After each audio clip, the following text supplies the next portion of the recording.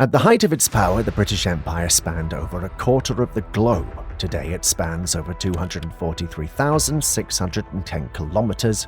That's the entirety of the United Kingdom. Something happened along the way, something that turned the empire into a spectacle referenced in tabloid magazines.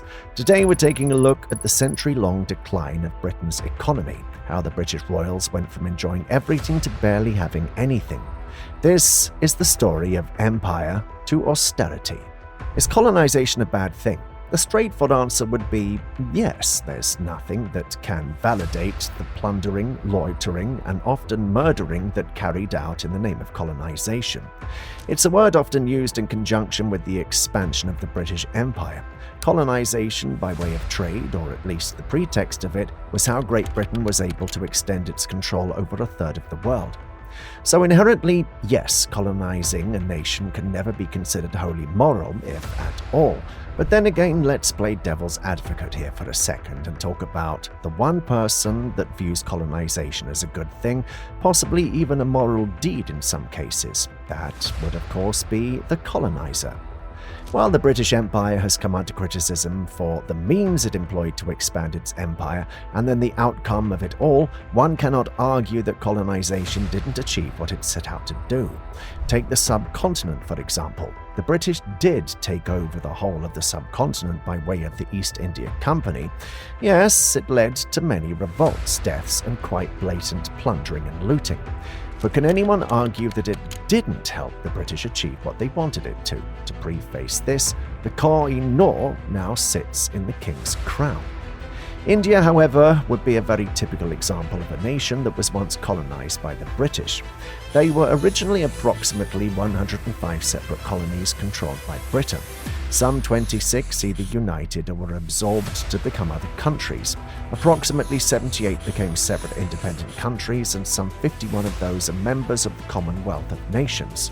A few of them are colonized to this day. There are 14 UK overseas territories across the globe, of which 10 are permanently inhabited by British nationals.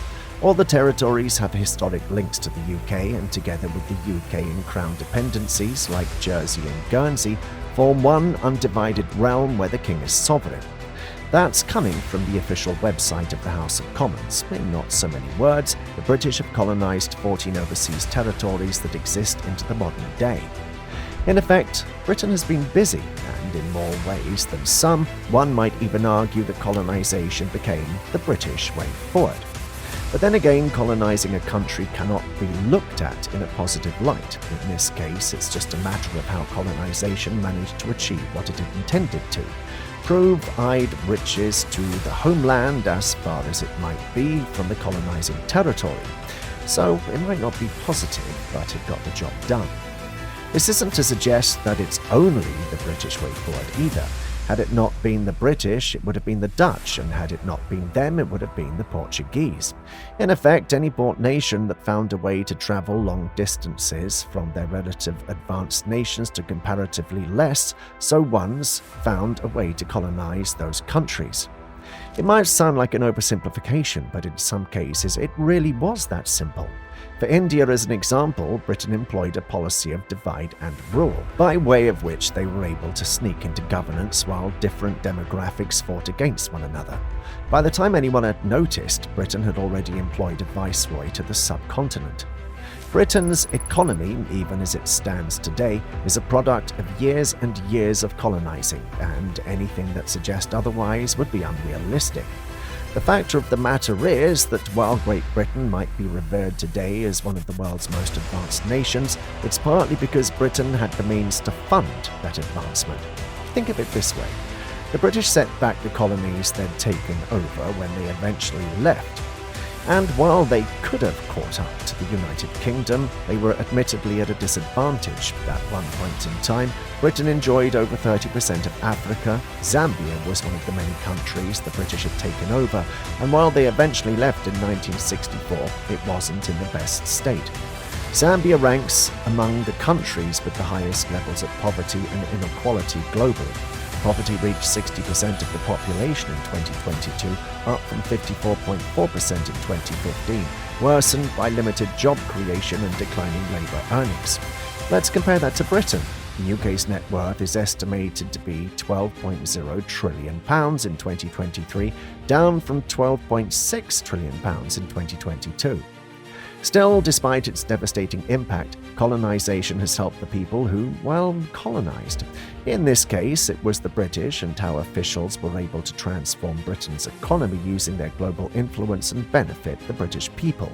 Again, Britain colonized just about every profitable and otherwise vulnerable state they could, which would have been a set criterion for colonization anyway. In any case, India comes up more often because it was referred to as the jewel of the crown. In this case, the hypothetical and actual crown was the British crown. British rule over India, which spanned nearly 2 centuries, allowed the extraction of vast natural and human resources. Britain gained access to Indian cotton, tea, spices, and other raw materials, which were vital for the growth of British industries during the Industrial Revolution. India also served as a massive market for British manufactured goods. The wealth generated from trade and resource extraction helped finance British infrastructure, military expansion, and economic growth. However, India's economy was deindustrialized and millions were impoverished or died during British-imposed famines. Moving away, the situation wasn't a lot different in Africa, where colonization benefited Britain by giving it access to Nigeria, otherwise a key source of palm oil, cocoa, and rubber. South Africa's rich diamond and gold mines also generated immense wealth for Britain, further bolstering its economic standards. The British Empire's colonization of the Caribbean, particularly in Jamaica, also highlights this duality. That is, they get to make a profit and make away with profits even as they're making their exit, but the countries that they leave are left plundered and in a state of near destitution. The wealth extracted from the Caribbean contributed significantly to Britain's economy, including its banking and shipping industries. Yet this wealth came at the expense of brutal exploitation, the displacement of indigenous populations, and the transatlantic slave trade. So now let's circle back to what we started with. Is colonization a bad thing? The instant answer, which was once a resounding yes, is now a little fuzzier. No one can deny the atrocities committed by way of colonization, but it got the job done, and it got Great Britain to where it is today. That's the long and short of it all. What we can say about colonization in more definite terms, however, is the fact that it was once a lot more common than it is today. As such, it made a whole lot more sense to the people back then. It was what worked for them, and they knew how to make use of it. Colonization is problematic, is the best way to answer this. Moving away from a topic that might never have a right answer, let's talk about something that can be described: the fall of the British royalty. Yes, British nobility exists to this day, and chants for King Charles III, the ruling king, can be heard coming through Buckingham Palace. All that is true. However, no one can argue that British royalty, that's the British royal family in particular focus, has seen a downfall. Recognition doesn't necessarily equate power or authority. Before we go on a trip down memory lane describing what once was, let's talk about how things are right now. What authority does King Charles III have? The best way to describe his role as the ruling monarch would be through the UK government's own statement: a unique soft power and diplomatic asset. More thoroughly, King Charles III holds a largely ceremonial role within the United Kingdom's constitutional monarchy. His authority is limited by the country's democratic framework, where political power resides with elected officials, particularly Parliament and the Prime Minister. His formal powers, known as royal prerogatives, include giving royal assent to legislation, appointing the Prime Minister, dissolving Parliament, and representing the UK in diplomatic matters. However, these actions are performed on the advice of the Prime Minister and the government, meaning the monarch's personal discretion is minimal. He cannot make a decision for the state he's ruling by himself or at all. Now that we've covered the 21st century, let's travel back 100 years to the 20th century, arguably when the British Empire reached its peak. Yes, colonization comes into play here too, because the colonies were part of the British Empire. In effect, Africa, Asia, and the Americas and the Pacific were under the control of Great Britain. It was the empire where the sun never set.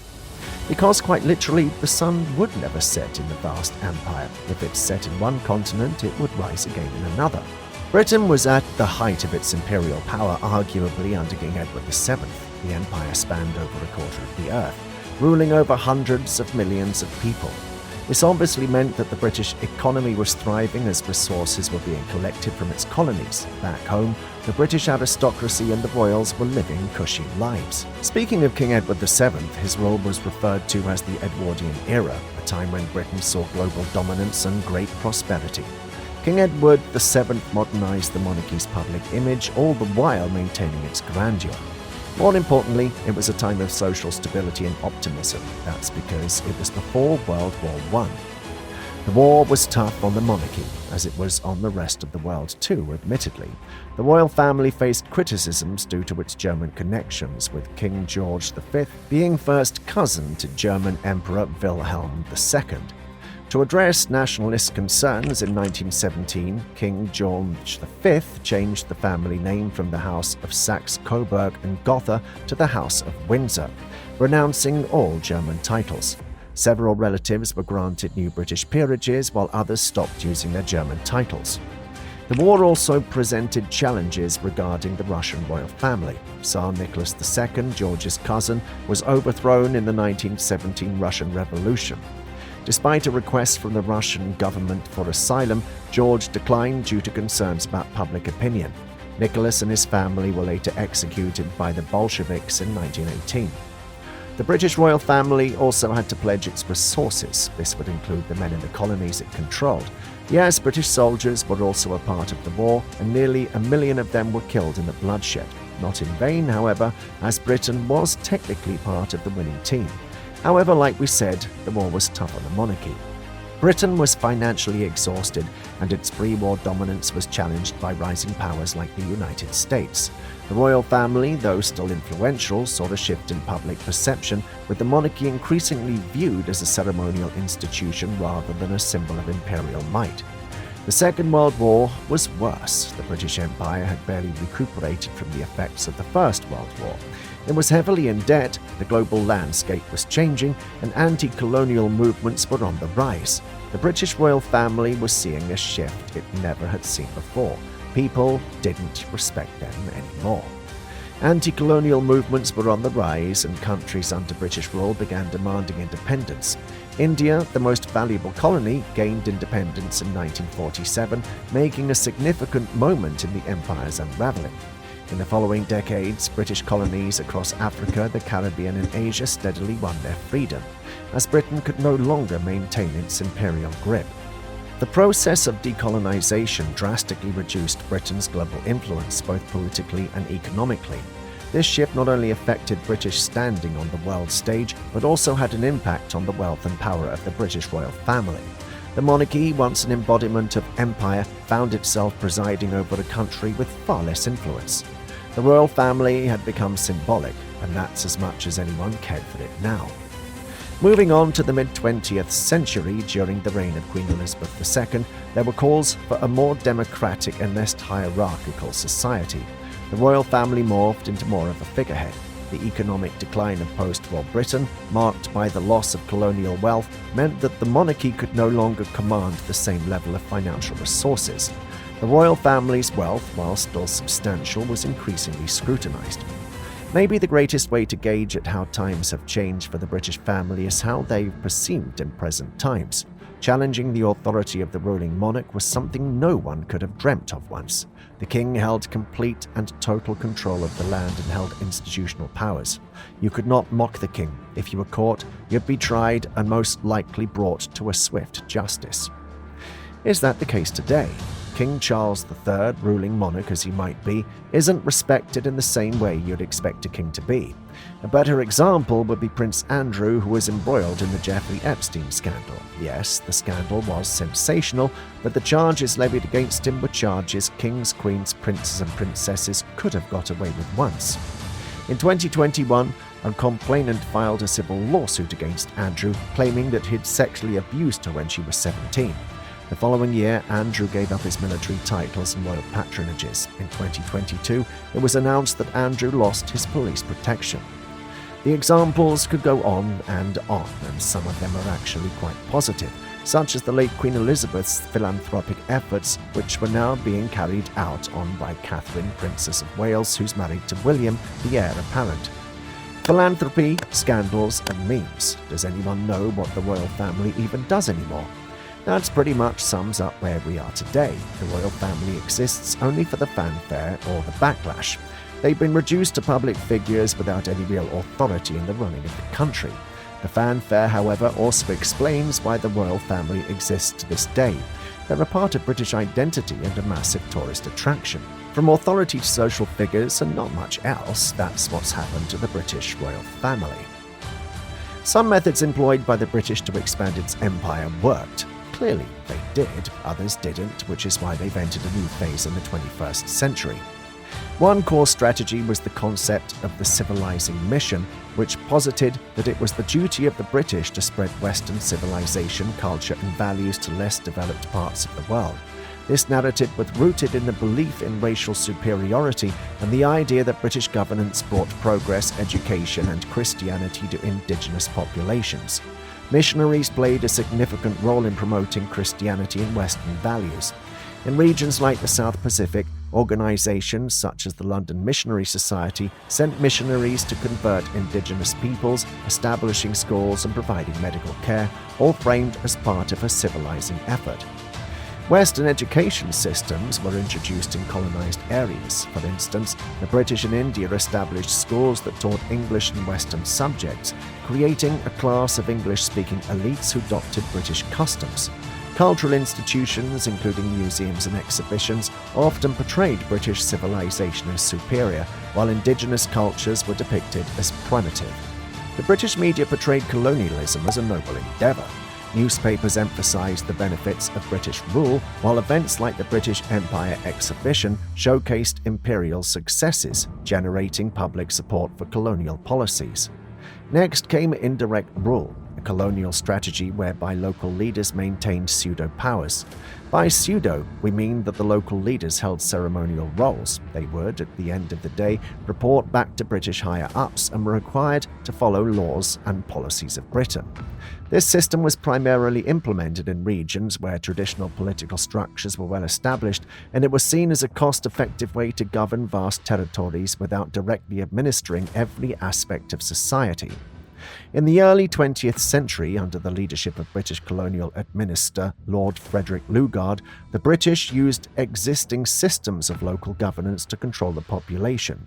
The emirs in northern Nigeria, who ruled under Islamic law, retained their authority but operated under the direction of British colonial officers' public order. Likewise, although the British exercised direct control over large parts of India, they also worked with over 500 semi-autonomous princely states.